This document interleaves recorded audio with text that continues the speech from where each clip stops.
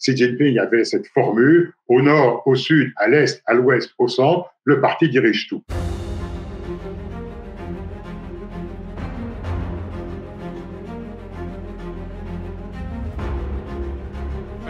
Let us strive in unity to build a modern, socialist country in all respects.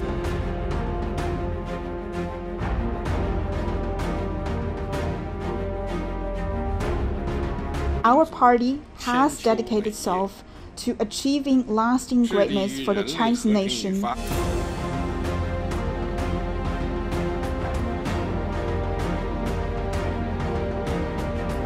Quand il est arrivé au pouvoir en 2012, Xi Jinping était une personnalité de compromis. Vous savez qu'il y a des factions à l'intérieur du parti, et disons que les factions s'étaient mises d'accord pour cette personne qui apparaissait comme quelqu'un d'assez neutre. Tout le monde se disait que ce serait quelqu'un qu'on pourrait manipuler. On avait un parti qui était de moins en moins efficace. On régnait par le consensus. Pour arriver à ce consensus, évidemment, tout le monde faisait des compromis et on arrivait à une absence totale d'initiative. Et en plus, on avait un parti qui avait des lignes un petit peu différentes. Pour Xi Jinping, c'était quelque chose d'absolument inacceptable. L'idée de Xi Jinping, ça a été de redonner au parti son unité. Et pour avoir un parti efficace, il fallait qu'il y ait un homme extrêmement fort. Au début, tout le monde s'attendait à ce qu'il approfondisse des réformes démocratisantes. C'est exactement le contraire qui s'est passé et il a décidé de reprendre en main le parti et de devenir son homme fort. C'était un problème véritable à l'intérieur du parti dans les dernières années du règne de Hu Jintao. Cette campagne contre la corruption a servi surtout à éliminer ses rivaux potentiels. On a notamment attaqué Zhou Yongkang, qui était le responsable de la sécurité sous le mandat de Hu Jintao et qui était membre du comité permanent du bureau politique. C'est la personne, le rang le plus élevé qui ait jamais été condamné. Il a été condamné à la prison à vie. Xilin, qui était le responsable de Chongqing, a été condamné à la prison à vie. Le parti se disait il faut un homme fort. Cet homme fort a été un petit peu violent et donc il s'est fait beaucoup d'ennemis à l'intérieur, au sommet du parti, mais il a régné dans une certaine mesure par la terreur. D'habitude, les campagnes contre la corruption, ça dure 1 an ou 2. Là, elle dure depuis 10 ans et elle n'est toujours pas interrompue puisque très récemment, Xi Jinping a donc lancé la campagne contre ceux qui l'ont aidé à s'installer au pouvoir.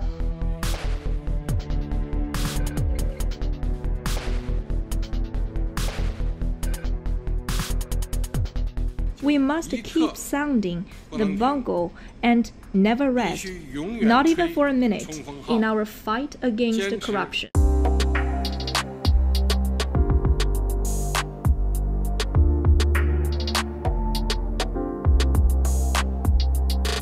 Xi Jinping avait cette formule, au nord, au sud, à l'est, à l'ouest, au centre, le parti dirige tout. Donc l'idée, c'est qu'un parti rénové, un parti qui est entièrement discipliné et qui obéit entièrement à son secrétaire général, dirige tout. Ça ne veut pas dire qu'on n'a pas d'économie privée. Il peut y avoir de l'économie privée, mais elle doit être à l'intérieur de la direction du parti. C'est le parti qui dirige tout. C'est un pouvoir qui est très centralisé, qui se veut aussi centralisateur.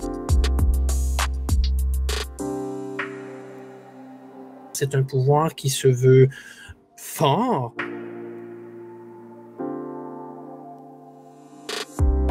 L'objectif de tous les modernisateurs, l'objectif de tous les dirigeants chinois depuis 1840, depuis le terrible traumatisme des guerres de l'opium qui a montré à la Chine qu'elle n'était plus l'empire du milieu, l'idée c'est de refaire de la Chine une puissance prospère et importante dans le concert des nations. Deng Xiaoping a réussi, le profil bas a permis à la Chine de devenir la deuxième puissance mondiale. Et bien aujourd'hui, il faut qu'elle en devienne la première puissance. La pensée de Xi Jinping pour la nouvelle ère, ça veut dire tout ce que décide Xi Jinping, c'est très bon pour la Chine et le parti doit y obéir et les larges masses doivent obéir au parti. Depuis le début, ce qu'on a vu, c'est vraiment un sentiment de mission qui est incarné par Xi Jinping. L'idéologie, pour Xi Jinping, joue un rôle très important dans la gouvernance. Il y a eu une corruption morale, il y a eu une corruption idéologique, et maintenant, il faut y avoir un durcissement et ramener tout ça vers la ligne originelle pour aller au-delà des incursions étrangères en matière d'idées surtout.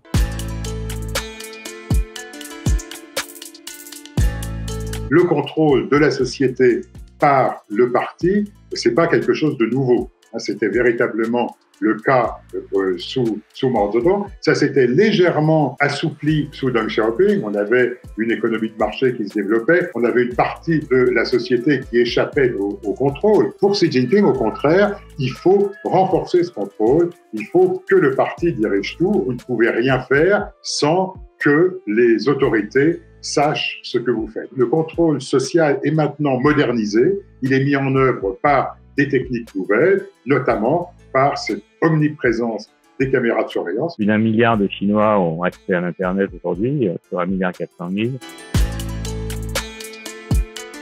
Et donc ont des comptes WeChat ou même des blogs. Mais tout ceci est très surveillé par justement cette commission de la cybersécurité et toutes les institutions de surveillance de la toile, qu'on appelle la grande muraille de Chine, hein, de l'Internet. Le passeport vaccinal, il y avait cette idée de protection, il y avait cette idée de suivre la politique de confinement, alors qu'en fait, ça a dégénéré vers un outil de contrôle très, très pointu. Il y a des figures très importantes dans l'armée en ce moment qui vont probablement être promues, qui sont vraiment des chefs de file dans la technologie drone, surveillance drone. Depuis le commencement de la lutte anticorruption, on a mis aussi beaucoup de boîtes de courriels, de boîtes de commentaires, de boîtes téléphoniques aussi, sur lesquelles les gens peuvent directement téléphoner ou envoyer des messages pour apporter des cas de corruption. Que le parti, on revient à des stratégies qu'il a déjà utilisées avant, de dénonciation, de surveillance au niveau communautaire. Et je pense qu'on en revient là aujourd'hui, mais d'une manière 2.0, si on veut.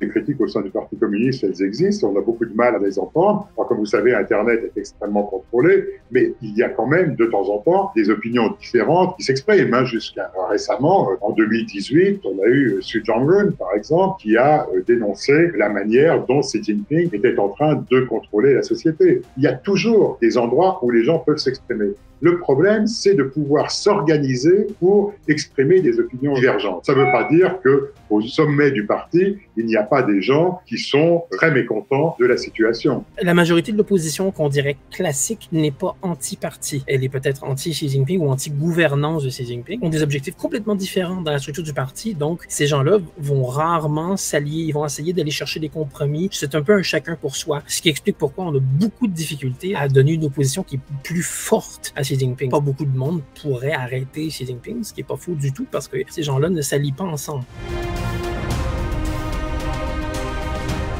Malgré la reprise en main du sommet du parti, Xi Jinping ne sera pas omnipotent. Mao Zedong avait une opposition face à lui. Xi Jinping, je veux bien, il est très fort, mais il n'est pas plus fort que le président Mao qui était le fondateur du régime. Il n'y a pas de pouvoir parfait. Il n'y a pas de société intégralement sous la coupe d'un pouvoir. C'est pas qu'il est indéboulonnable, c'est pas qu'il est tout puissant, c'est que la structure fait qu'on ne sait pas quoi faire avec ça. Je ne crois pas à l'immobilisme absolu et à l'étouffement total de la société chinoise. 还有很长的路要走。